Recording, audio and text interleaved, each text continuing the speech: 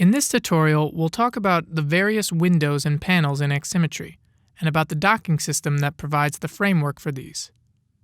Basically, the main window of Aximmetry can be split into two areas. There is a central area, where our loaded document or documents are displayed. If there are several, they are indicated as tabs here at the top, and we can alternate between them using the tabs. There are three sidebands that we can place various assisting panels into. Each sideband can have multiple instances, and these can be split into smaller areas, filled with various panels. We have two different window types. One is the already mentioned document window. When we load a document, its main editing interface is always displayed in the central area. The editing interface itself is a node-based one.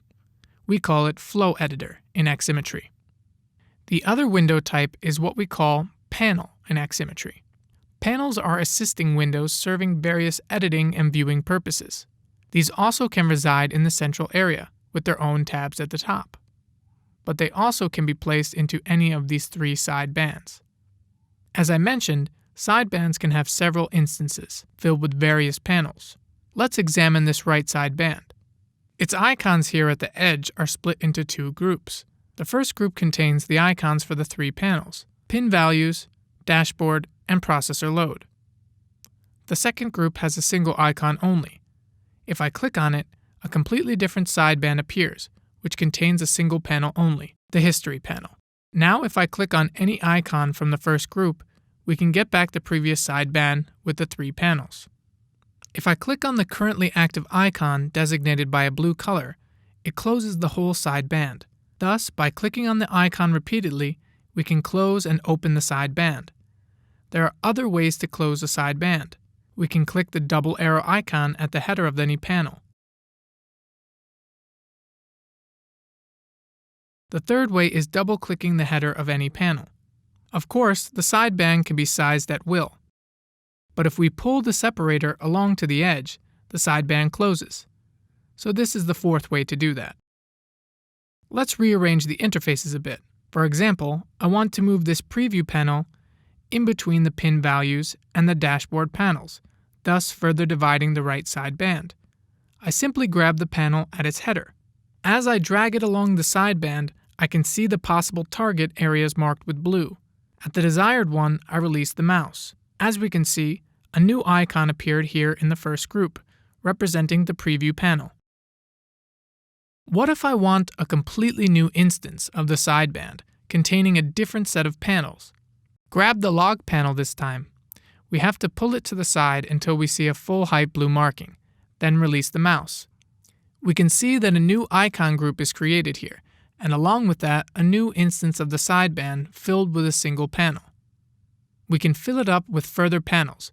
For example, if you relocate the Messages panel and then the Preview panel, thus creating a new three-element sideband. As before, we can switch between the groups at will. Within the band, the panels can be resized as well. There is a special resizing method. I add a fourth panel to demonstrate it. If we hold down the Control key while dragging the separator, the upper and lower group of panels are resized proportionally. They maintain their relative sizes. The size bands have a priority system. Currently, the right band fills the window in full height, thus seizing the corner from the bottom band. We can change that priority. There's a little hamburger menu here in the tab bar. It contains the four possible arrangements of the side bars. For example, we can give the right corner to the bottom bar, or take the left corner away and give the full height to the file browser, and so on. As I mentioned before, we can place our panels into the central area as well if we want to see them enlarged. This feature is particularly useful with the preview panels. I grab this one and simply drop it on the central area. It appears as a tab. I also drop the Preview 1 panel, which resides in the first side group here. Now we can switch between them using the tabs in the same way we do between the documents. The hamburger menu I mentioned before also contains the list of all the tabs, so we can select the documents and central place panels here as well. The panel that currently has the focus, in other words, the one that receives our keyboard input, is designated by a thin blue frame and by a blue header. For example, if the pin values panel has the focus, then it's the one we can control with the keyboard. For example, we can move between the properties with the up and down arrow keys, or use Enter to enter or leave a property edit box. Since the central flow editor itself also has numerous keyboard shortcut commands, it's important to note a convenience function. If the focus is on any of the side panels, pressing Escape will always bring the focus back to the central area, after which I can issue keyboard commands for the flow editor, for example, inserting a module by pressing the Insert key. The other related convenience function is that if the focus is already on the central area and we press Escape again, certain panels are closed automatically. An example of this type of panel is the file browser. There is logic in this. The file browser is usually only needed temporarily. After we've done a file operation, for example, drag and drop the shader into the editor, we usually don't need the file browser anymore. In this case, we press Escape once to put the focus back to the central area, then press Escape once more to close the side panel. This way, by using a quick double escape, we get rid of the panel and return to the flow editor.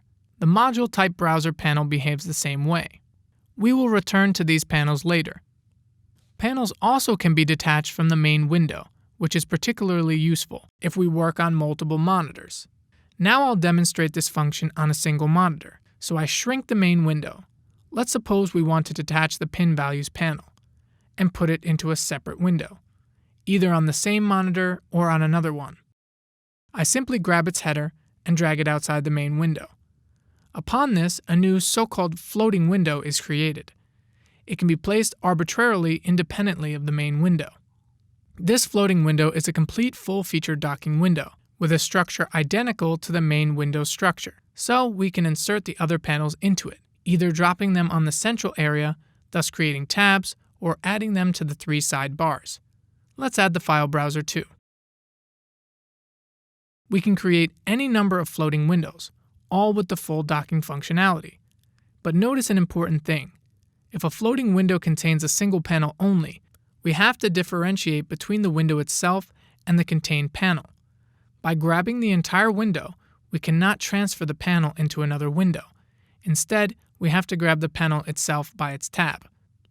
Of course, when a floating window is completely emptied, the window itself also disappears. The tabs of the central area can be rearranged, in the main window and in the floating windows as well. The last panel arrangement is always automatically saved by the system upon quitting. But if we want to switch between multiple arrangements, there are manual save and load functions for that.